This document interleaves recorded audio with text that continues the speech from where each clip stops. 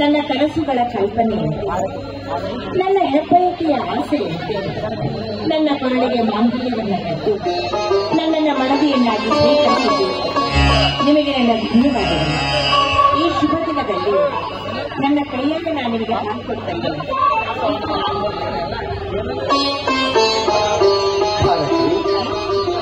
ನವದಂಪತಿಗಳಾದ ಮೇಲೆ ಇಂಥ ಸಮಯದಲ್ಲಿ ಸತಿಯವರು ತನ್ನ ಪತಿಗೆ ಪ್ರಥಮ ರಾತ್ರಿ ದಿವಸ ಪ್ರಥಮ ಕಾಣಿಕೆಯೇ ಈ ಹಾಲು ಸಕ್ಕರೆ. ಭಾರತಿ, ಇದರ ಮಹತ್ವ ನಿನಗೇನಾದರೂ ಗೊತ್ತಿದೆಯೇ? ನನಗೆ ಗೊತ್ತಿಲ್ಲ, ನೀವೇ ಹೇಳಿ. ನೋಡಬಹುದು, ಮದುವೆ ಒಂದು ಮಾನವ ಕುಲಕ್ಕೆ ಹೊಸ ಇತಿಹಾಸ, ಸಂಸಾರಕ್ಕೆ ದ್ವಾರವಾಗಿಲು. ನೀ ಕೊಟ್ಟ ಈ ಹಾಲು ಸಕ್ಕರೆ ನಮ್ಮ ಪ್ರೀತಿಯಲ್ಲಿ, ಬದುಕಿನಲ್ಲಿ, ಸಂಸಾರದಲ್ಲಿ ಪ್ರತಿಯೊಂದು ಕ್ಷಣಕ್ಕೂ ಹೊಸ ಜೀವಿಗಳು ಸಿಹಿಯಾಗಿ ಪವಿತ್ರವಾಗಿರಲು ಸೂಚಿಸುವ ಸಂಕೇತವೇ ನೀ ನೀಡಿದ ಈ ಹಾಲು ಸಕ್ಕರೆ.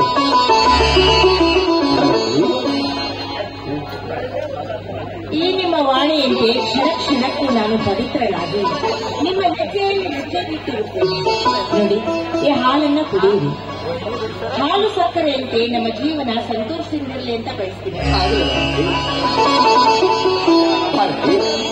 ಅರ್ಧ ಹಾಲು ನೀನು ತೆಗೆದುಕೋ ಭಾರತಿ. ನಂಗೆ ಬೇಡ, ನೀವೇ ಸಂಪೂರ್ಣ ಕುಡಿಯಿರಿ. ಸಂಪೂರ್ಣ ನಾನೊಪ್ಪನೆ ಸ್ವೀಕರಿಸಿದರೆ ಅದು ಸ್ವಾರ್ಥವಾಗುವುದು. ಅರ್ಧಾಂಗಿ ಎನಿಸಿಕೊಂಡವಳಿಗೆ ಪ್ರತಿಯೊಂದರಲ್ಲಿಯೂ ಅರ್ಧ ಪಾಲು ಸಿಗಲೇಬೇಕು. ತೆಗೆದುಕೋ ಹಾಲು. ನಿಮ್ಮ ಮಾತಿಗೆ ಎದುರುತ್ತರ ಕೊಡುವಷ್ಟು ನಾನು ಜಾಣೆಯಲ್ಲ. ನಿಮ್ಮ ಮಾತಿಗೆ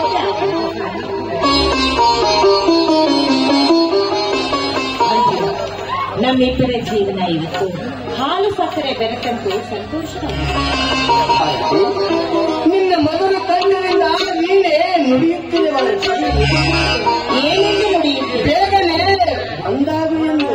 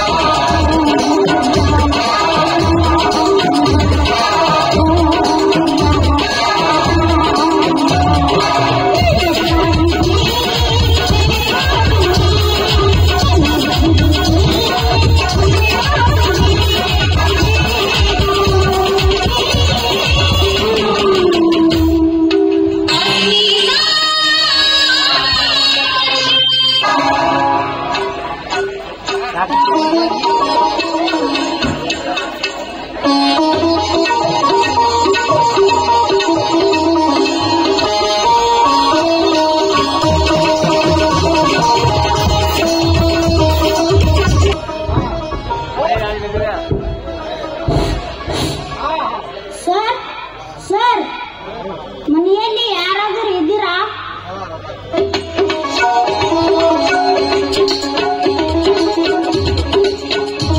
ಶಿವಪೂಜೆಯಲ್ಲಿ ಕರಡಿ ಬಂದಂತೆ ಯಾರು ಬಂದಿರುವುದು?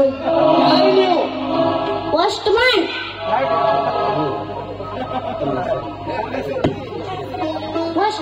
Post man. ನಿಮ್ಮ ಹೆಸರಲ್ಲಿ ಒಂದು ಪೋಸ್ಟ್ ಬಂದಿದೆ.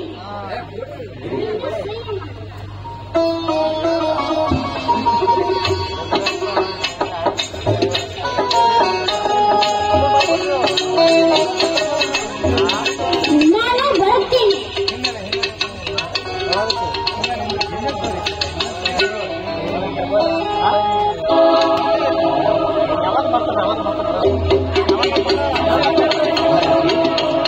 ಅರ್ಜೆಂಟಾಗಿ ಹೋಗಬೇಕಂತ ನನಗೆ ಪಾಕಿಸ್ತಾನ ಜೊತೆ ಯುದ್ಧ ಪ್ರಾರಂಭ ಆಗಿದೆ. ತಕ್ಷಣ ನನ್ನ ರಜೆಯನ್ನು ಹೊರತುಪಡಿಸಿ ಬೇಗನೆ ಬಾಯಂದು ಟೆಲಿಗ್ರಾಮ್ ಮಾಡಿದ್ದಾರೆ. ಅಲ್ರಿ, ಈ ಟೆಲಿಗ್ರಾಮ್ ಇವತ್ತೇ ಬರಬೇಕಿತ್ತು. ಬರ್ಲಿ ಬಿಡು, ಏನ್ ತಪ್ಪಾಗಿದೆ? ನೀನು ಹೋಗಿ ನನ್ನ ಬಟ್ಟೆ ಪ್ಯಾಕ್ ಮಾಡಿ ಬ್ಯಾಗ ತೆಗೆದುಕೊಂಡು ಬಾ.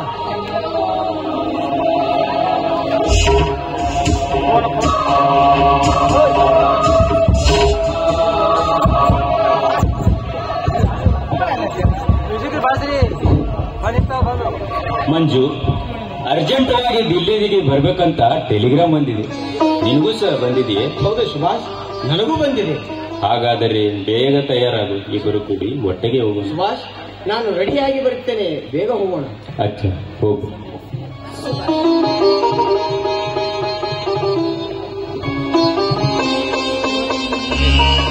ನಿನಗೂ ಬೇಗ ಅಂತ ಟೆಲಿಗ್ರಾಮ್ ಮಾಡಿದ್ರಪ್ಪ. ಹೌದ್ರಿ, ಹೌದು ಅತ್ತಿಗೆ. ಇದೇನು ಸುಭಾಷ್, ಇಂಥ ಸಂತೋಷದ ಸಂದರ್ಭದಲ್ಲಿ ಈ ಟೆಲಿಗ್ರಾಮ್ ಕೂಡ ಈಗಲೇ ಬಂದ್ಬಿಟ್ಟೆ. ಅತ್ತಿಗೆ, ಬರಲೇಬೇಕಾಗಿದೆ, ದೇಶಕ್ಕೆ ಹೋಗಲೇಬೇಕಾಗಿದೆ. ಅತ್ತಿಗೆ ಇಂದೆಲ್ಲ ನಾಳೆ, ಕೇವಲ 4-5 ದಿವಸಗಳಲ್ಲಿ ವಾಪಸ್ ಬಂದೇ ಬಿಡ್ತೀವಿ. ನೀನು ಹೇಳೋ ಮಾತು ನಿಜ ಸುಭಾಷ್. ಆದ್ರೆ ಈ ಸಂತೋಷದ ಘಳಿಗೆಯಲ್ಲಿ ಅವರನ್ನ ಇಲ್ಲಿಂದ ಕಳಿಸೋದಕ್ಕೆ ಮನಸ್ಸಾದ್ರೂ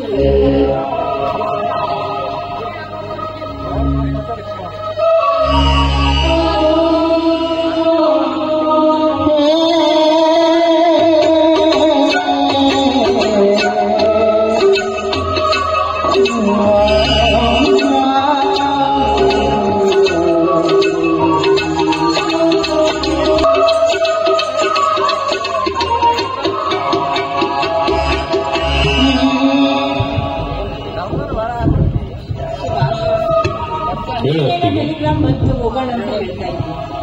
ಆದ್ರೆ ನಮ್ಮ ಮದುವೆಯಾಗಿ ಇವತ್ತಿಗೆ 4 ದಿನಗಳಾಗಿದೆ. ಇವತ್ತು ನಮ್ಮ ಪ್ರಥಮ ರಾತ್ರಿ. ಅವ್ರು ಇವತ್ತು ಬರೋದಿಲ್ಲ. ನೀನ್ ಬೇಕಿದ್ರೆ ಮುಂದೆ ಹೋಗಿರು, ಅವ್ರು ನಾಳೆ ಬರ್ತಾರೆ.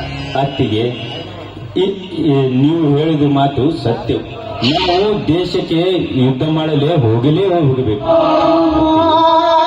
ಅವರಿಗೆ ಒತ್ತಾಯ ಮಾಡಬೇಡ ಸುಭಾಷ್, ಒತ್ತಾಯ ಮಾಡಬೇಡ. ಕೇವಲ 4-5 ದಿವಸಗಳಲ್ಲಿ ವಾಪಸ್ ಬಂದೇ ಬಿಡ್ತೀವಿ ಅತ್ತಿಗೆ, ಬಂದೇ ಬಿಡ್ತೀವಿ. ಕಾರ್ತಿ, ನಿನ್ನ ಅಭಿಪ್ರಾಯದಲ್ಲಿ ನಾನು ಯುದ್ಧಕ್ಕೆ ಹೋಗಬಾರದಲ್ಲವೇ? ನೀವಿವತ್ತು ಯುದ್ಧಕ್ಕೆ ಹೋಗ್ಬಾರ್ದು. ಇವತ್ತು ನಮ್ಮ ಪ್ರಥಮ ರಾತ್ರಿ.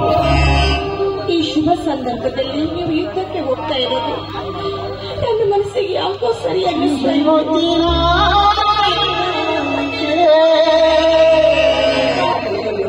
ಭಾರತಿ, ಒಬ್ಬ ದೇಶ ಸೈನಿಕನ ಹೆಂಡತಿಯಾಗಿ ರಣರಂಗದಲ್ಲಿ ಯುದ್ಧ ಮಾಡಲು ಹೊರಟ ಗಂಡನಿಗೆ ಮನೆಯಲ್ಲಿ ಹೇಳಿಯಂತೆ ಇರು ಎಂದು ನಿನ್ನ ಬಾಯಿಂದ ಇಂಥ ಮಾತು. ದೇಶ ಪ್ರೇಮಕ್ಕಾಗಿ ಎಷ್ಟೋ ಜನ ಪ್ರಾಣ ಕೊಟ್ಟಿದ್ದಾರೆ. ನಮ್ಮ ದೇಶವನ್ನು ಗೆಲ್ಲಲು ಬ್ರಿಟಿಷರಿಗೆ ಬೆನ್ನು ತೋರಿಸಿದೆ. ನಮ್ಮ ಪ್ರಾಣವನ್ನು ಬಲಿದಾನ ಕೊಟ್ಟು ಅವರಿಗೆ ನಮ್ಮ ಅಭಿಮಾನ ತೋರಿಸಿಕೊಟ್ಟಿದ್ದೇವೆ.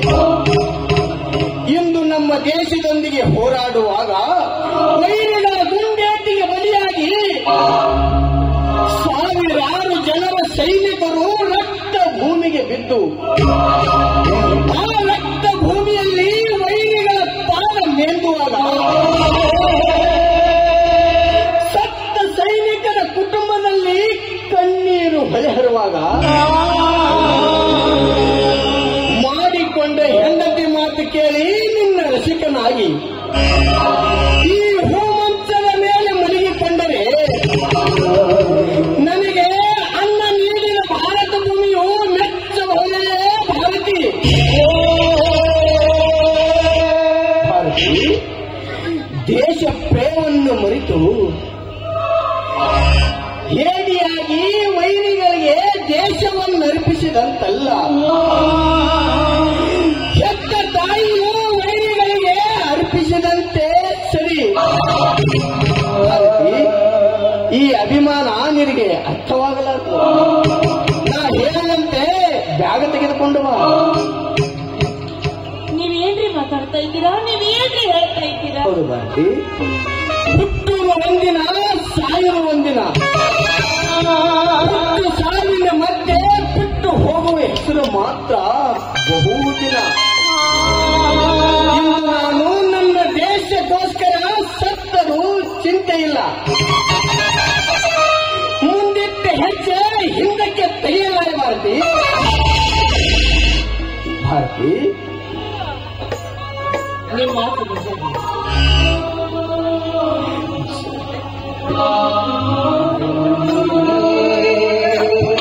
ನಿಮ್ಮ ಮಾತು ನಿಜ.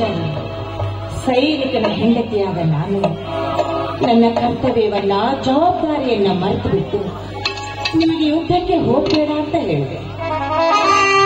ದಯವಿಟ್ಟು ನನ್ನ ತಪ್ಪನ್ನ ಕ್ಷಮಿಸ್ಬಿಡ್ರಿ. ನಿಜವಾಗ್ಲೂ ನಾನೊಬ್ಬಳ ಸೈನಿಕನ ಹೆಂಡತಿಯಾಗಿ ಹೆಮ್ಮೆಯಿಂದ ಇವತ್ತು ನಾನೇ ನಿಮಗೆ ಯುದ್ಧಕ್ಕೆ ಹೋಗುವಂತ ಕಳಿಸ್ಕೊಡ್ತೀನಿ.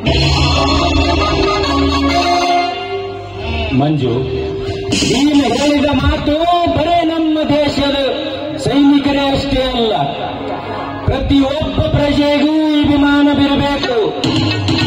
ಅಂದಾಗಲೇ ನಮ್ಮ ದೇಶದ ಕೀರ್ತಿ ಅಮರಾಗಿ ಉಳಿಯುತ್ತದೆ.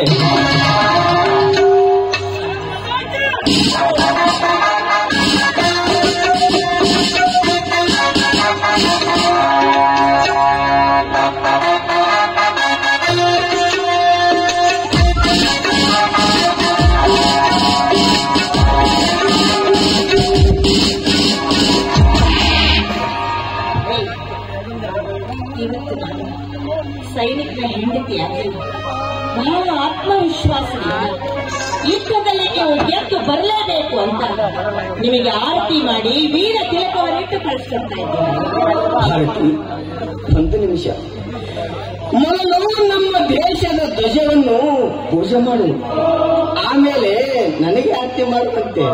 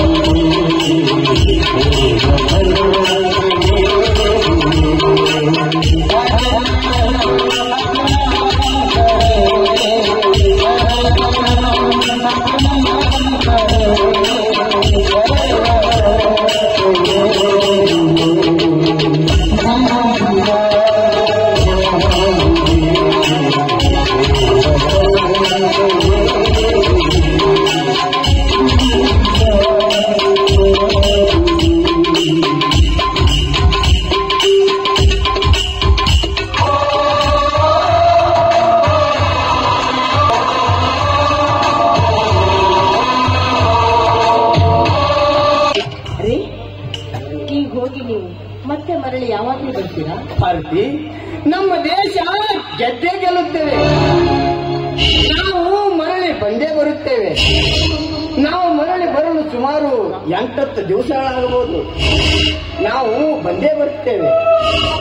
ಸರಿ, ಆದಷ್ಟು ಬೇಗ ಬಂದ್ಬಿಡಿ. ಆಯ್ತು ಮಾತಿ, ನಾನು ಹೋಗುತ್ತೇನೆ ಮಾತಿ.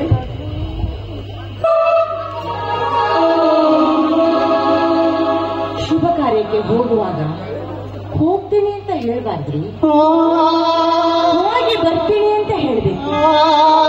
ಯುದ್ಧಕ್ಕೆ ಹೋಗ್ತಾ ಇರುವ ನಿಮಗೆ ನಾನು ಕೂಡ ಸಂತೋಷದಿಂದ ಬೀಳ್ಕೊಡ್ತೀನಿ.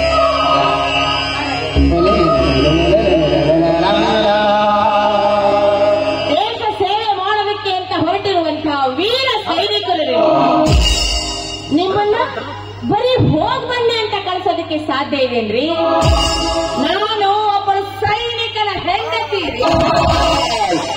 ನಾನು ಸೈನಿಕನ ಹೆಂಡತಿಯಾಗಿ ಜಯ ಭಾರತಿ ಎಂದು ಜಯ ಘೋಷ ಮಾಡಿ ನಿಮ್ಮನ್ನ ಕಳಿಸ್ಕೊಡ್ತೀನಿ. ಸೆಲ್ಯೂಟ್ ಹೊಡೆದು ನಿಮ್ಮನ್ನ ಕಳಿಸ್ಕೊಡ್ತೀನಿ.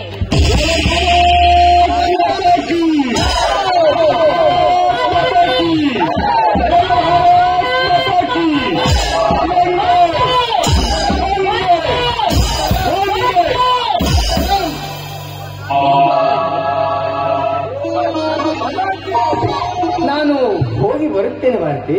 ಹೋಗ್ಬನ್ನಿ. ಬಾ ಮಂಜು, ಬೇಗನೆ ಹೋಗೋಣ.